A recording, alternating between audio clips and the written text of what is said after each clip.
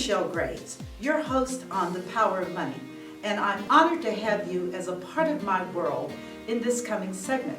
With The Power of Money, as you know, we are interested in three things. First, that you get the necessary education so that you and your family will have the information to do well in these difficult times. The second thing I'm interested in is for you to be empowered to prosper. I want only the best for you, but you can't get that if you don't have the education and then the drive to make it happen. And the final thing, and perhaps the most important thing, is that you be energized. Because life is more than a journey. Life is about living. And so I want you to learn these things and to be empowered and encouraged and energized. I'm Michell Graves. Now here we go. And welcome to 2022. I'm your host, Michell Graves, affectionately known for the last 40 years. Can you believe that? As the Money Lady, nationally, internationally, and locally. And I am again delighted to welcome all of you into a great, big, brand new year, and hopefully a better year than 2021. Woo! That was a little bit too much for me. But we have as our guest today just a phenomenal, phenomenal woman. And I just need you to relax and enjoy this interview because I'm honored and delighted and privileged to have as my guest for the next hour on the Power of Money television show, Emeline King, who is Ford Motor Company's first African-American female designer. And it's very important that you know that there have been none before her and there have been none after her. And she worked for Ford for almost 25 years, and some of her highlight designs were most notably the 1994 Mustang. She also wrote a phenomenal book that I have read twice, once on vacation in the ocean water, got it all crinkled up, but the name of her book was She Did It, the story of a black girl who designed cars. Can you believe that? These phenomenal cars that she designed and actually are on the road today. So without further ado, I'm going to introduce you to my guest for the hour, and just sit back, enjoy yourself. And by all means, I encourage all of you, viewers and listeners alike, to buy this book. It will absolutely just blow your mind to see what a woman of her incredible talents and abilities has accomplished. And so you will be, even as I was, saying, just thank you, God, for this woman. So again, Emeline King, our guest today. How are you? I'm fine, and yourself? Oh, Emeline, I'm doing great and could not be better. How about yourself? I'm doing just marvelous, and thank you for this opportunity. Oh, my distinct pleasure. I must say I am not a Mustang person. I don't know much about cars except crank the ignition, make sure the seat is warm, and off I go. But after reading your history, which I'm going to want you to share with our viewers, I'd like for you to go into more depth. Can you tell us a bit about yourself, Emeline? Yes.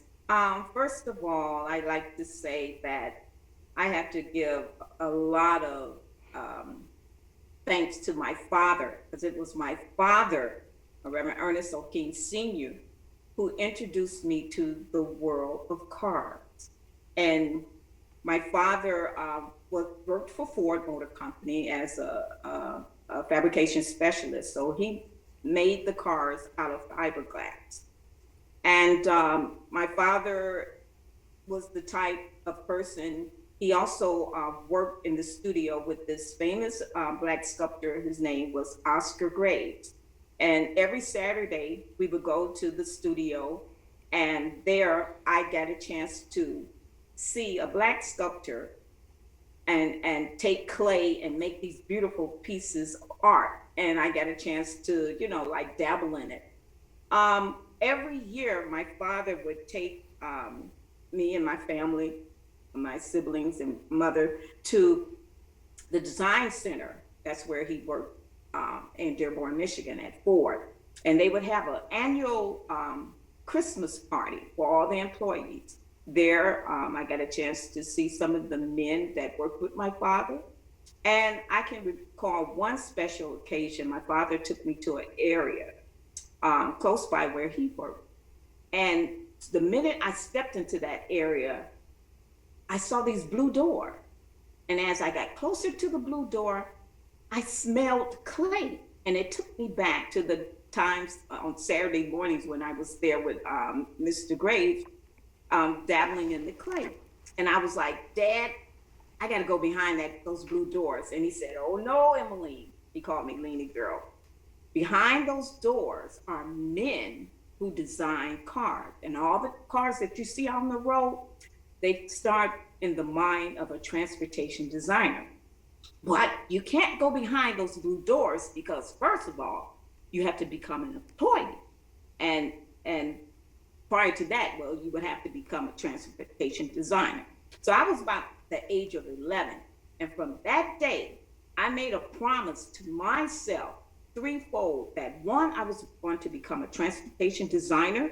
Two, I was going to work there at Ford Motor Company. And three, work there designing cars with my father. But all through grade school, my teachers, especially my male teachers, would tell me, oh no, Emeline, girls can't draw cars. You need to take these That's so funny. and you can either become a librarian, a secretary, a nurse, or a good housewife. But as far as girls drawing cars, that will not happen. But little did he know that my father was in the background training me and schooling me and opening my eyes to the world of cars. And that's basically how it started. That is absolutely an amazing story. And we're going to go into a lot more depth about the role of a father or a dad in the development of a girl child, because that's an area that is so overlooked, the role of a dad. So, and your dad was profound in your life. So you started at age 11, crystallizing in your mind that you wanted to design cars for Ford. Yes. And based on your father. Yeah, based on your dad. So I will tell you what I found so intriguing, because prior to reading this book, I knew very little about cars other than to stick your key in the ignition, crank it, and go. But I did not know that cars had to come from clay. They're designed from clay. Yes, it starts out with a sketch or a theme sketch. That sketch is used on the wall, what they call tape drawing. And you sketch out the outline based upon, you have different engineering parameters that you have to design around. Then from there, what you have is clay modelers who take these dimensions and they're built, they have like the understructure. It's sort of like a human. You have your skeleton, which would be the framework work. And then from there, the clay is applied, the outer structure. And it's under the direction and guidance of a designer who works with the clay modeler along with the engineer. And they take this theme and develop it from a 2D, which is on paper, to a 3D. And then the next stage, it goes over to my father's department, who makes molds off of the clay, and it becomes a fiberglass. And then it's painted, and it looks like an actual real car, just that, it doesn't have those manufacturing parts in it. That is so fascinating. That is so fascinating. But give us a little bit of background about what prepared you academically, and because that I found so fascinating to see your growth and development and how you were able to overcome. Do you mind sharing that with my viewers? Yes, I will. I am so grateful to my parents because they made sure that we were educated in the best schools. I attended Cass Technical High School here in Detroit, and I was in the graphic or commercial arts department. And then from high school, I attended Wayne State University and I took up industrial design. And it was such a blessing because Ford Motor Company had a program where they would actually send some of their professional designers there to teach these evening classes at Wayne State. So I was doing like my academic classes in the morning, and then the evening classes, which would be from 7 to 10 o'clock at night, training with transportation designers from Ford. But my father had friends, some Black designers at Ford who would mentor me. And I have to give kudos to Sam Mayers. He was like the second Black male designer there at Ford. So I was getting not only training there in high school and in college, but also, one-on-one. After I graduated from Wayne State University, my father went with me on one of my interviews, and I had my portfolio. I was ready for this world to get hired in at Ford. But at that time, they told me that they weren't hiring, and then some of them from HR did not believe these designs. They questioned, they said, well, did these car designs come out your head? And so I was very hurt because I was thinking, oh, I'm gonna get into Ford, but that wasn't in the plan at that time. So I asked my father, I said, well, Dad, can you get me an interview with the president of Ford Motor Company, Mr. Jack Talnack? Father said, don't you worry, Emeline girl. I'll see what I can do. And my father words. arranged for a meeting with the president of design at Ford Motor Company. He reviewed my portfolio. He commended on the creativity. And he did say, well, unfortunately, Emeline, we're not hiring. But I knew one day that they would hire. So my father asked him, well, what school, where did you go to get your training in transportation design? And Mr. Jack Talnack informed my father that there's this prestigious school out in California, Pasadena, California, called the Art Center College of Design. I'd never heard of that. And so my father called to see if I could get an interview out there to come to the school. But at that time, my portfolio was like 30 by 40. The standard size was like 18 by 24. So when my father talked with the administrator, she informed him that, oh no, well, since her portfolio is so large, it's no way that she would be accepted into the school. Well, this hit my father real hard. He said, you haven't even seen her work. So what I would do, I will bring Emeline and her portfolio myself, and we flew down to California. Stop right there. Stop right there. Stop, just stop. No. You go for an interview at the school that the president of design for Ford graduated from. And your father flew you out the next day or something like that from Detroit? Yes. From Detroit to California. Pasadena. And the tickets were, they were very expensive. But yes. My father said it just did something to his spirit to hear the words that, oh no, she could not be accepted. She wouldn't be accepted. And they hadn't even seen my work. Whew. Now, I don't want to get into this because that's a side conversation, but was the disposition, which was clearly not welcoming, it didn't seem to stop your father at all? No. It didn't seem to deter him at all? It didn't? That's amazing. No. So you go to California, Pasadena. We're having Absolutely. Every executive or CEO in transportation design attended this school. ah. And I found out I was like the first Black female to attend and graduate from the school. That is unbelievable.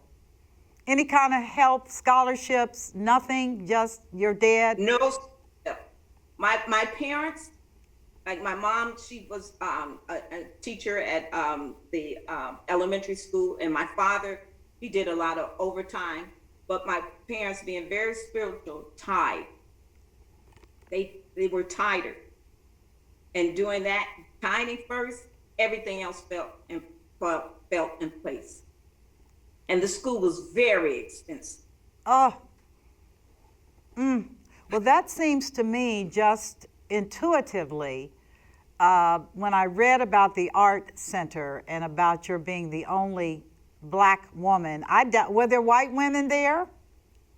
Yes, Okay, but no Black women. but I think there was one other Caucasian female in transportation design, but I don't know if she pursued that. But I was like, that was it. My and every words. week, students were asking, they were saying, "You still here?" They had to get advanced standing when the department reviewed my portfolio. You So got I advanced finished standing. in 18 months. You graduated in 18 months. Yes, That is they gave advanced standing, my portfolio. that is so amazing. Black girls design cars. Yes. Every time I read it, I just have to laugh because that is such an amazing story. So you graduate from the prestigious Art Center out in Pasadena. So what happens next? Because you're the superstar out there. I know you are. Well, what happened prior to that with my interview with Mr. Jack Talnett, I made a promise to him. I said, when I graduate, I want to come back here and be interviewed by you. Woo! Well, it was like a week before graduation, and Ford Motor Company and I think other car companies were sending executives out to Art Center to interview me. But that promise that I made to Mr. Jack Talnett, I called my dad. I said, "Dad, you're gonna have to fly me back. You have to fly me back home so I could be interviewed by Mr. Jack Talnett. I don't want to break my promise." Some of my instructors at school, they said, "Oh, you're making a big mistake. We're having executives come out here to interview you." Well, Ford Motor Company was in my vision, in my path. I flew back there, got hired, then came back for graduation. What an astounding and remarkable story of tenacity and patience and just destiny. I just see it all over you. Destiny. Awesome. Yes. Awesome. And your father's incredible resoluteness about his child. Yes. He saw where you were headed. He did. He did. Was your childhood different from other kids? Were you an alpha female? I was more like I said, my upbringing, my parents, they were very, I don't want to say strict, but they had guidelines like you study, you be respectful of the family, you attend church, you participate in church. And when it came time to doing homework and study, we had routines that we followed. And they just taught us, you want to be respectful of people, treat people the way you want to be treated. Mm-hmm. And your mind and the goals are unlimited. The only thing that's stopping it would be you. So you need to reach for as far as you can go. Your parents taught you that. Big you can be. Wow. That do you know that is so way ahead of their time and the thought speaks that were taking place in that generation? That is so ahead of the game.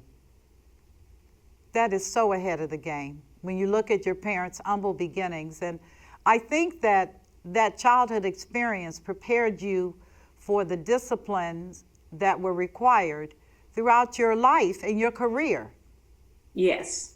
That foundation that was so Strong. important. Were you ever treated as a child differently than the other children? Because you did have brothers in your family. Yeah. Yes, I have two brothers Do and two they do sisters. cars? Do they draw Well, cars? actually, my youngest sister, she's an engineer for Ford Motor Company, Eugenia, and I see my brother, Errol David. He's in a sergeant in Detroit Police Department. My sister, Evelyn, she's the administrative over the music department at Wayne State. And I have Okay. and I have another brother, my oldest brother. He's a mechanic for Detroit Department of Transportation. And then I have another sister that she's in administrative. So What a we diverse. weren't treated no different, no different. Our parents, Okay. they showed equal amount of love. And I was a daddy girl. I I will gotcha. admit that. Well, I So, can certainly respect but that because I'm a daddy's girl. yeah. And my success is a direct result, Emmeline, the direct result of my father's vision for Michelle. And Oh, yeah.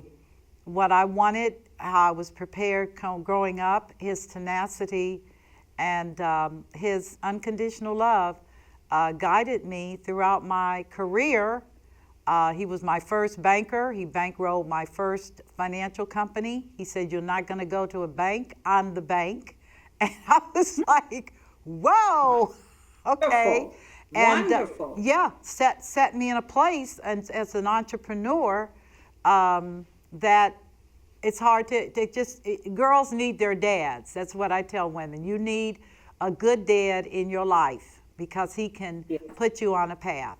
So That's the foundation. yes, He it set is the a foundation. foundation. It is. It is a foundation. And certainly, as we look at your life accomplishments and the fact that your dad was always there. Yes. Yeah, he was That always was there. Always. So Oh. you come back to Ford, this little whippersnapper from the art center, and they put you in the design center. Yes, design center. Actually, the first studio I worked in was remember I'm telling you about the blue door? Yes. My desk was right behind the blue door. That was the international studio. And what was so amazing was I had been there, it was less than a year at the end of, because I started in October of 83. By the next year, I was off to Italy to design cars. You were what? Yeah. I was designing cars for touring Italy. I remember when my supervisor called me in and said, part of your training is that you'll be doing foreign service. And you'll be designing cars in Italy and then in Cologne, Germany, and also in England. How So was here's that? a black girl from Detroit. The furthest I had been was Arkansas, Camden, Arkansas, for our family reunions, but actually to go out of the country. But let me share this with you, Michelle. When I was telling you about Mr. Oscar Graves, we would have a lot of conversations in his studio. Right, the And he would sculptor. tell me, Emmeline, you gotta go to Europe. You got to take in that culture of Europe. And he was telling me all these places that he had been and studied. And so when I was at Ford and I got a chance to go to Italy, man, I toured every country, saw every museum, every piece of sculpture that there was. Wow. Do you think it impacted on your perception of humankind and how people live in other areas? Did it help you to enrich you? It enriched me a lot. I'm always like a friendly person. So when I would go there and I would meet the Italian, I learned enough to have some type of conversation. And I just took on the whole culture, the way they ate, the the wine. It was so funny because I had really wasn't a wine drinker. And my father had sent my mother over there for her birthday. So we got a chance to tour Rome and all these places. And I remember we went to a restaurant and I was trying to show that I spoke a little bit of Italian and ordered, the food. And then I asked for a type of bottle of vino. And she said, honey, when did you start drinking? I said, oh, Mom, we have wine with every meal. Right. I was going to say in Italy, in the Mediterranean, wine is standard and customary. Yeah, It is. but But it it's was different beautiful. The over here. people, yes, I met so many people. I established so many friendships when I went to all these places. My goodness. And do you think that that was a result of your affiliation with a big company, or do you think that was just God guiding you? Oh, both, Good. both, both. Because, like I said, I had read about a lot of these places, and then, like I said, my mother was a Sunday school teacher, and she would talk about the Colosseum, all these places, and I was able not only for me to go see it, but eventually my father did come over to Europe as well. So My my goodness. path, my life was, I give praises and thanks to God because it was a path. He ordered every step that I took. But look at the woman you are today. A world figure, not a Oh, United States person, but a world figure. And all of this through your tenacity with Ford. So in Europe, what did you do? Did you design their cars? oh yes, because a lot of their cars are there are much smaller vehicles. Some are the majority are two seaters. Really? So, pardon me? I said, really? I didn't know that. Yes, yes. Hmm. So there was a lot of different engineering specifications that you had to design around. And like I said, with the fashion and all of that, I just tried to pour all of that into every design car that I had to be a part of. Well, I will tell So you, being over there, the culture just it just indoctrinated me to like I said, I was telling my mother, well, over here in Italy, I'm gonna do as the Italians do it. I'm gonna think their way, and add my little special touch. do you think that your time in Italy resulted in the design work that you came out with for the 1994 Mustang Monster car? Do you think that interior with the softness and the femininity Oh, definitely. was that from Italy? Well, actually, when I went to Italy and I came back, I worked on another vehicle, which was the '89 Thunderbird. Okay, you did the So Thunderbird. Okay. yeah, '89 Thunderbird. And after I came back from Italy, I guess I stayed in the United States for about a year or so, and then I was off to Essence, England, and I Huh. had just finished up designing the '89 Thunderbird. And then I came back, and then I worked on some other vehicles. But if I can share about the Mustang, how that evolved. Yes. Okay, after I came back from Europe, all during my career, I wanted to be a part of management. So Okay. when I back to Ford, the magic, it was majority of Caucasian men that were the managers, the supervisors, and then it had a few Caucasian women, and it just got to the point where I was looking and I was seeing my coworkers and all of them are getting promotion, and I'm Mm-hmm. like, something's not right here. It needs some diversity on here. So it didn't matter what vehicle I was successful in designing up to that point. It wasn't enough to get me into management. I would meet with some of the executives. I would meet with HR. What is it that I need to be doing to get me on that platform? I can be very thankful. There was one executive that told me, he said, Emily, I'm going to tell you exactly what you need to do. There needs to be a face related with a project, a hot project. And I told him, I said, that's good. I said, but the problem is I'm never selected to get on the hot project. So he just told me, he said, be patient. He said, something's coming up the pipe.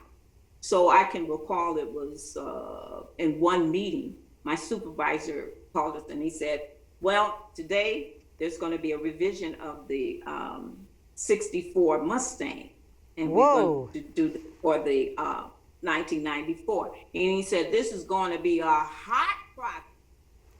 I heard that word hot. As soon as the meeting was over, I went up to my supervisor and I told him, I said, I would love to be on this project. I said, first of all, I would like to be on this project from the time it starts until it rolls off into the showroom. And then I told him, third, me being a female, I know I have something to offer and to bring to the table. I said, there's things that females, we design, we love cars, we buy cars. So why not have a person on there that's going to consider the needs of female when it comes to designing the Mustang? And I was accepted onto this project. I stayed on that project from the first sketch until it rolled off the assembly line. My words. Emeline King, the interior with the Ford Mustang. Emeline King, all the other magazines were promoting me. They were promoting me, I was giving interviews. And so I became the face of the Mustang. The interior is delicious. I just saw, I know really, Italian design is so beautiful. I mean, their purses, their coats, their clothing, Versace. These people love beautiful things. And you were able to take that know-how and bring it into the U.S. Yes. Yeah. And another thing, Michelle, thinking about women's needs, I designed a lot of the parts inside so that they wouldn't break a fingernail, they wouldn't snag a stop. You'll be able to get in and out with ease without splitting a skirt, no matter if you had a long gown on or a coat. So all these things, I would tell the execs that it's like when you take a suit, but if you add that tie, you add those cufflinks, if you add that nice handkerchief, it just sets it off. And the same with the female. We have a beautiful dress, we top it off with a hat, some shoes, and then throw in that purse. Bam. There you go. And that's what I incorporated into this Mustang. It's a gorgeous, gorgeous car. So what was the outcome? Because I know you got accolades galore, but in the world of business, those accolades need to translate into your personal gain. It has to be more than, frit-frat. It's got to bring something to the table for your abilities. Did that happen? Yes, it did, because a lot of times I took, the knowledge and the training that I have, and I would do a lot of career days throughout the city, out of town, and I would just talk to the young people, and especially the girls, and let them know that if I did it, so can you. That is so powerful. Stop you. No one tell you what you can't do just because you're a girl. You might just design it much better. You're probably right. I find, so you did this project, and how many years did it last from inception to completion to the runway? Because I know it was Motor Trend Car of the Year. About 4 years. It usually 4 years? takes about 4 years for a car to be designed from start to finish. Under 4 years. Well, I have to say, Motor Trend named that car the car of the year. Oh, yeah. I mean, And all others, the Thunderbird was the Motor Trend. that's Mustang Thunderbird Mach was? 2. Oh, okay. All these vehicles that I had, made some contributions in. Oh, you're they just made so Motor modest. Trend of the year. You're so modest. You're sitting up designing cars that zoom around. Oh, I just had a little small part. Please own it. Okay, I will own it. Thank you. I will. Thank you. We need women that do great things to say, I did it. I did it. Yeah. So when it came to design, getting a name for my book, and I looked at after all that I went through and all I contributed, I said, I did it. She Wow. Wow. Before we go further, give us information on that book. I've read it twice. Do you have a Yes, copy the in book front is of you? What Do You Mean a Black Girl Can't Design Cars? Emeline King, the autobiography of the first African American female transportation designer for Ford Motor Company. She Yes. did it. How do they And, get the book, Emmeline? How do we? Okay, you go to my website, which is Emeline King, EMELINEKING.com. The book is also sold on Amazon, Target, Barnes and Noble as well.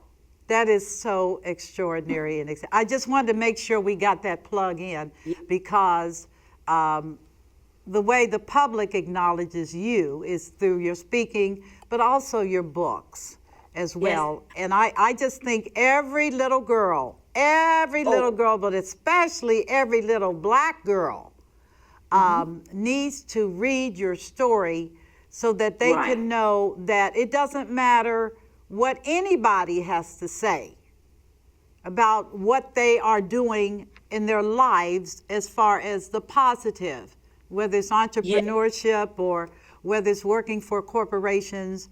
Whatever you are doing, excel in it. And we're living in a time where excellence is such a valued commodity. And I just It's so have to, true. I mean, we're just seeing a change. Do you see that yourself? Oh, yes. Things are different, and it's a book that I read one time, Who Moved My Cheese? Yes. And so when technology is out there, you have to go for it. If your dream, sometimes it's going to alter, but you Right, gotta the cheese stay is focused. moving.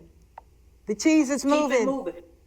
It's moving. It's But, moving. Michelle, let me share this with you. Like I said, I had worked for Ford about 25 years. Yes. As I got closer to that 25th year, the whole bottom fell out. Whoa. But let me share how I used that as a launching pad. I was like the poster child for Ford Motor Company. I had been in magazines, TV, just going everywhere promoting about the Mustang. And then one day they came to me, and business as usual, they were doing downsizing. And they informed me that they were letting me go. Ah, This crushed. At first, I thought, oh no, I'm the only Black female here. No way, they're not gonna let me go. But they did. But it crushed me. It took me almost 2 weeks to tell my father what had happened. So the day I mustered up enough strength, my sibling said, you need to tell mom and dad. So I went up to the house and I told dad. And he said, well, first you go and tell your mom, then you come back. From day one, when I started working at Ford, my father told me, Emeline, I want you to record, I want you to write down and collect every assignment, every project that you worked on, with good, bad, and everything, because one day it's going to come in handy. I went into the living room to talk with my dad, and he asked me had I documented everything. I told him yes. He said, well, I want to share this with you. My father, being a spiritual man, said, the Holy Spirit said, now the world needs to know about Emeline. It's time for her to tell her story. Write your book. Whoa. And that's what I did. I had collected just every assignment, everything. I even had like the first art drawing that I drew. I must have been about 12 or something like that. And all of that is in my book. It is. So I was absolutely blown away. How I became a transportation designer. And I just hoping that it's a roadmap to young girls to see that I've already done cleared out that path, that wilderness. The road is clear. Now, all I need you to do is get on that road. And if you stumble, there are bridges. I'm here, other people in different fields that are there to assist you. Because, like I said, the men, there were some Black men, maulers and sculptors who were my bridges and my father. And they helped me reach my dream.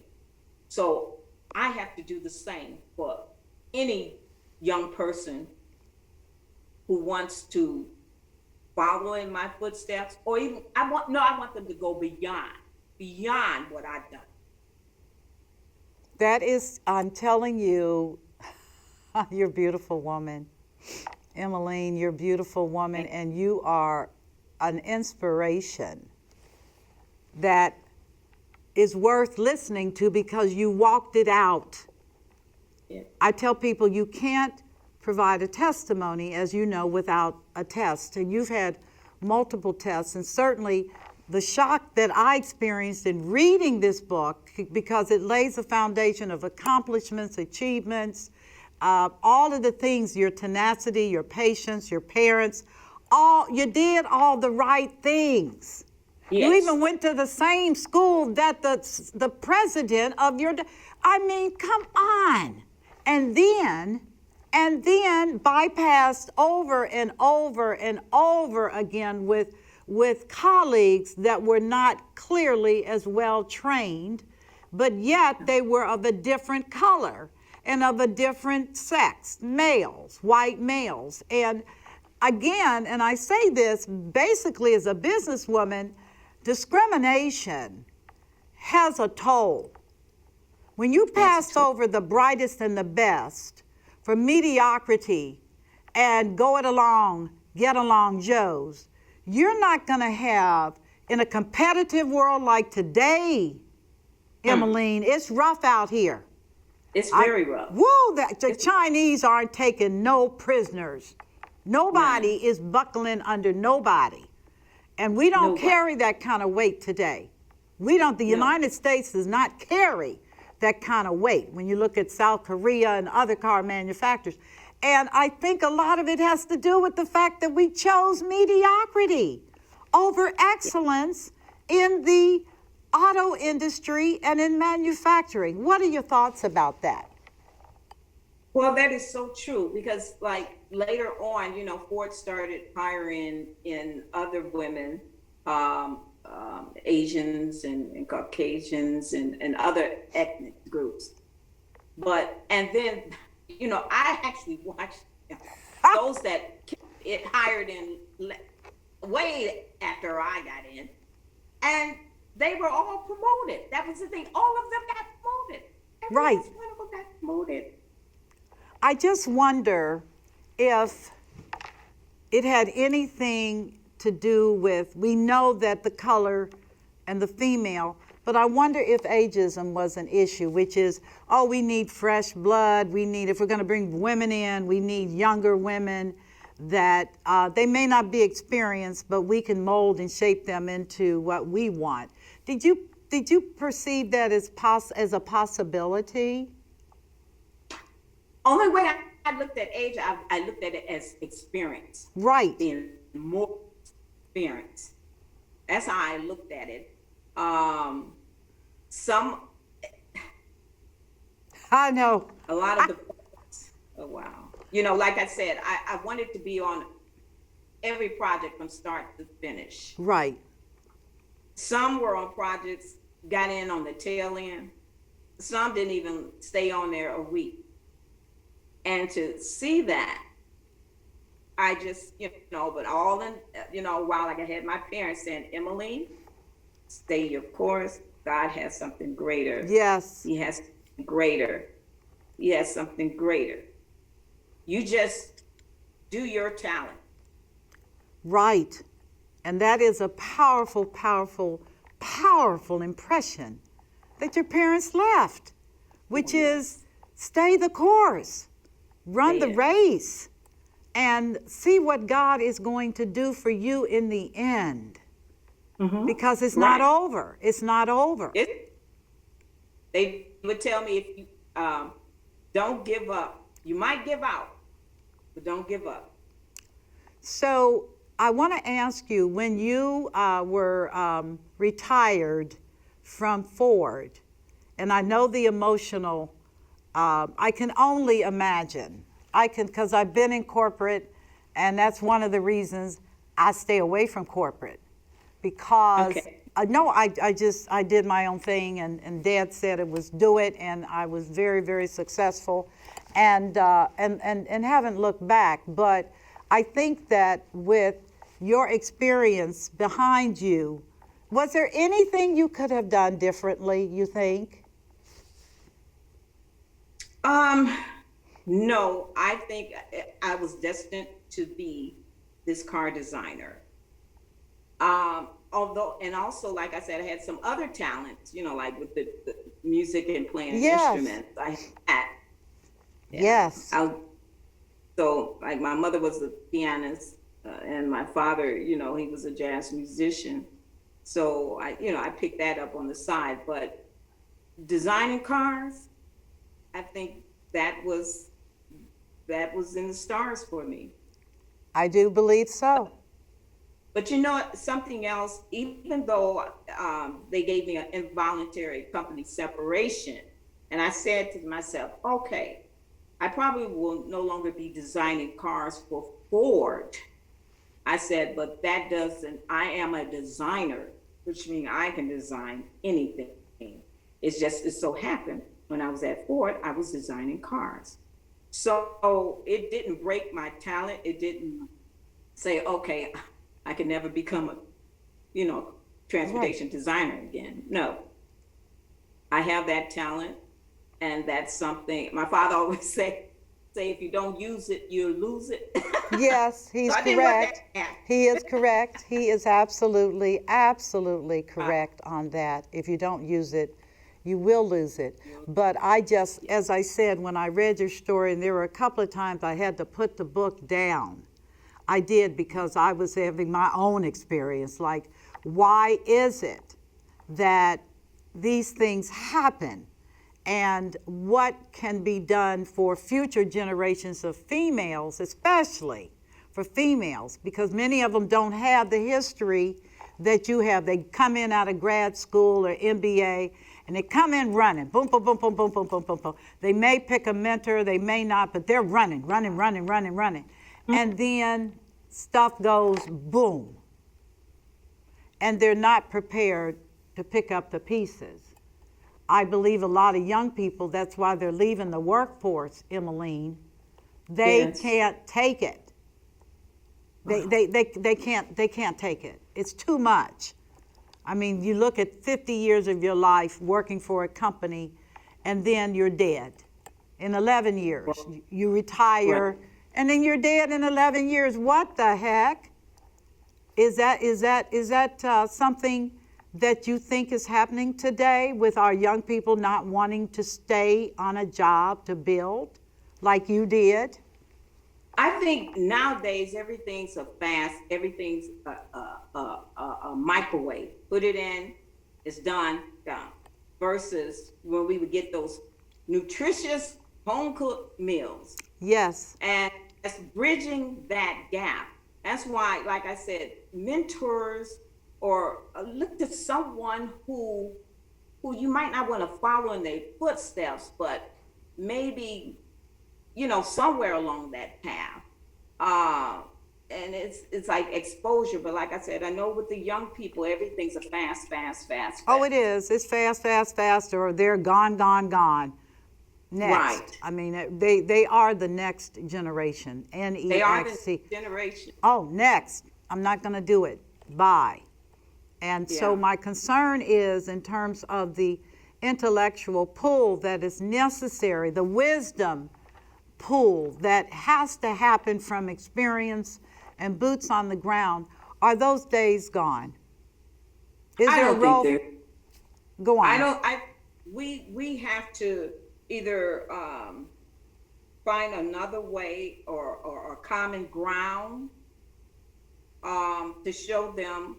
Okay, so if I would have took that road where I would just say, okay, I'm gonna just stop at high school and throw in the towel, then it's no way I would have become what I am today. Right. So you have to put that same effort and energy as taking something in a fast pace to maybe it's going to take time. It's going to some things just going to take time to do. I totally Uh, agree. I totally agree. I do. I have to because not everything drops like that. no, no, There's it's things that life. have to, It's yeah, life. some things don't necessarily drop like that. But I want you to give the information about your book again because our time, my producer Yes. just showed me our time is just about up, and I want to get in one final push on your book. And I'm going to tell you, in this year ahead, I'm definitely going to have you to get on that Detroit I-75 South Road. Yes, and Took head out on Mustang Sally. Mustang Sally, girl, go on and have your Detroit plates on, flying down the highway at 80 miles an hour. You know y'all crazy up there, y'all crazy. But I look forward to having you here because what you're saying has to be told, and the message has to reach our young people and our girls especially. They have to know that in their DNA before they were even born, that their destiny was sure and certain and bright, and that no Right. matter what happens, if God be for you, who can be against you? Be against you. That's the truth. Give us your information, Emeline. Yes, EmelineKing.com, www.emileneking.com, and it's EmelineKing. You can order it on my website. The book is also available at Barnes & Noble, Amazon, and Target. I want to thank you, Emeline, for giving us your time to talk about your remarkable journey. And I'm so encouraged. You were just named an honorary lifetime member. Yes. Yes, here it is. Yes, the Montford Point Marines. Yeah. You are now, I don't know if they have any women. I wouldn't care. I think it's such an honor to be a part of this elite group of former Marines, Semper Fi. They're just awesome, and now you're a part of that, and I know you're going to be positive in what you do for them. Yes, and kudos to Robert B. Middleton II. He's the national commander, and I adopted him as my uncle. Well, you know what? You made a good move because that is a man. Now, that's a Yeah. man who is Yes. not ashamed to carry the power that has been given to him. And I'm glad. And I was blessed to meet him and also some of the original members Yes. of the, and it's in my book. Yes, I saw it. Now, I thought it was so beautiful. But I want to again thank you for your time. Thank you for willing to come on to be interviewed from Detroit, Michigan, the automobile capital of the world. Yes. And yes, it is. It is. It's a moving city. It's a moving city.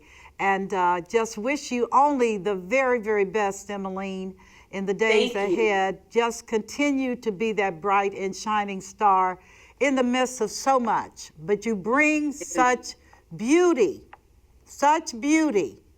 to Thank an you. otherwise chaotic and dismal world.